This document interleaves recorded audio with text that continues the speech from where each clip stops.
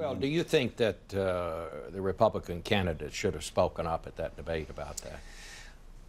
Yeah, I do, but a lot of times you know, when you're in a debate, you're thinking about what you're going to say and what the question is going to be. It's hard to react sometimes. So, but I'm sure that I would bet that every Republican on that stage did not agree with that kind of behavior. I want to ask you, there's a troubling story on the front page of the Washington Post today about Rick Perry, the governor of Texas, and it indicates that for years his family had a hunting camp in West Texas, and the name of it, written on a stone, and was N Head, but obviously it wasn't just N Head. Right. And he was part of that camp, even as governor. Your reaction, sir? My reaction is that's just very insensitive. There isn't a more vile, negative word than the N word, and for him to leave it there as long as he did before I hear that they finally painted over it, it's just plain insensitive to a lot of black people in this country.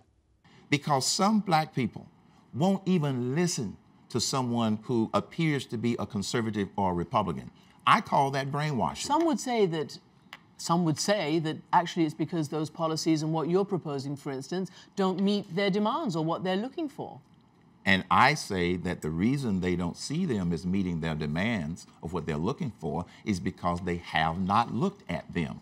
I think he did tremendous damage. I think he slandered the nation, and I think he owes an apology to the American people. Those are the policies that kept us safe.